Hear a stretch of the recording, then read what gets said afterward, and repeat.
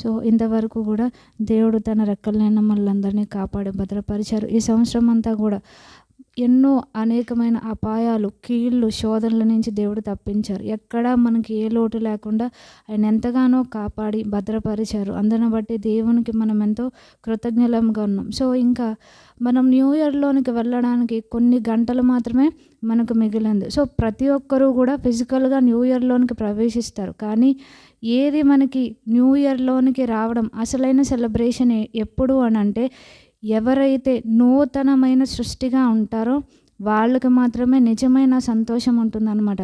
So new ఇయర్లోనికి వెళ్ళడం అనేది physical షిఫ్టే మనకి. కాకపోతే ఎవడైనాను క్రీస్తునందున్న ఎడల వాడు నూతన సృష్టి అని దేవుని వాక్యం చెప్తుంది. సో నూతనమైన సృష్టిగా, నూతనమైన యాటిట్యూడ్తో మనం ఎప్పుడైతే ఉంటామో, నూతనమైన యాటిట్యూడ్ అంటే Christ like attitude, Christ like mindedness ఎప్పుడైతే అది మనలో ఉంటుందో అప్పుడు మన జీవితంలో ఆ ట్రూ సెలబ్రేషన్, ఆ నూతనత్వం అనేది వస్తుందన్నమాట. సో క్రాస్ ఓవర్ అంటే మనకి మీనింగ్ తెలుసు, న్యూ ఫేజ్లోనికి అడుగు పెట్టడం.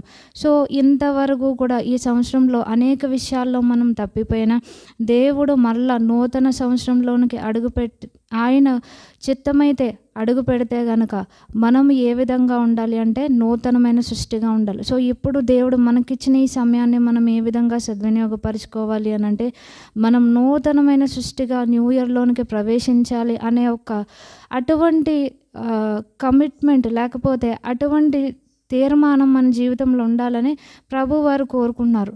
Time moves forward for all, కానీ ట్రాన్స్ఫర్మేషన్ ఎవరికి అని అంటే ఎవరైతే క్రీస్తునందు ఉంటారో వారికి మాత్రమే అన్నమాట. సో టైం గడుస్తూ ఉంటుంది, అది ప్రజలను మార్చదు. కానీ ఏది ప్రజల్లో మార్పు కలుగు చేస్తుందంటే యేసుక్రీస్తు వారు మాత్రమే.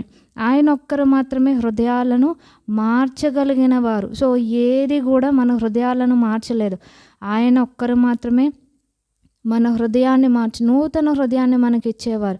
సో అందరము కూడా అనేక సంవత్సరాలను మనము క్రాస్ చేస్తూ ఉంటాం. కానీ మనకి ఆ సంవత్సరాల్లో వచ్చే కండిషన్స్లో మనం వాటిని క్రాస్ చేసే విషయంలో మనం ఫెయిల్ అవుతూ ఉంటాం. కానీ ప్రభు వారు ఏం చెప్తున్నారంటే మరలా మనము తిరిగి జన్మించిన వారిగా ఉండాలి అనేది తెలియపరుస్తున్నారు. సో జనవరి 1 ప్రతి ఒక్కరూ అడుగు పెడతారు. కానీ దేవుని వాక్య ప్రకారం నూతనమైన జీవంలోనికి మనం అడుగు పెట్టేవారిగా ఉండాలి. అది ఎప్పుడు అని అంటే మనం ఈ లోకాన్ని విడిచిపెట్టిన తర్వాత కాదు, it starts here only.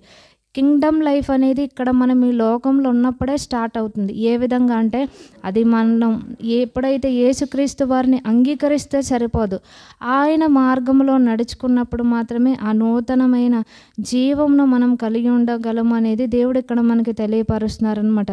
So దీనికి మనం బెస్ట్ ఎగ్జాంపుల్ ఎవరిని చెప్పుకోవచ్చు అని అంటే, ఇశ్రాయేలీల గురించి మనకి తెలుసు.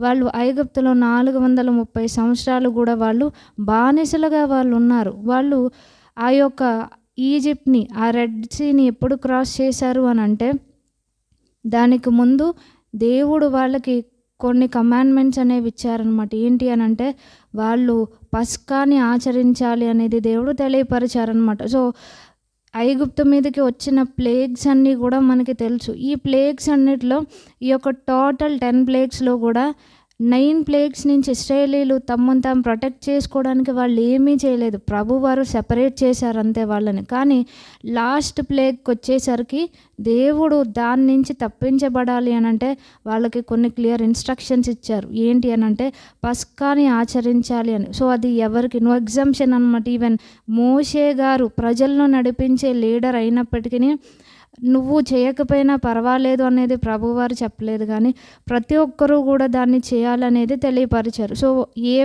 ఎలా చేయాలి అనేవి కూడా వాళ్ళకి కొన్ని గైడ్ లైన్స్ ఇచ్చారనమాట. మన దేవుడు ఎంత గొప్ప దేవుడు, ఎంత ప్రేమ కలిగిన వారు అని అంటే మనం ఎన్నో సందర్భాల్లో వాక్యంలో చూసినప్పుడు ఆయన శిక్షించడం మనకు కనిపిస్తుంది. అక్కడ ప్రభువారు కొంచెం సాడిస్టిక్ నేచర్ అని మనం అనుకుంటాం. కానీ ఆయన ఏంటి అంటే మనం ఏ పాపములోనూ పడిపోయి అపవాదికి మనం బందీలు కాకుండా ఉండడానికి ఆయన మన విషయంలో అలా ఉంటారు. అందుకని అన్నిటిలో కూడా సమస్త ప్రవర్తనలో కూడా పరిశుద్ధంగా ఉండాలని చెప్పారు. నేను ఎలా ఉన్నానో ఎగ్జాక్ట్గా అంతే హోలీగా ఉండాలని చెప్తున్నారనమాట.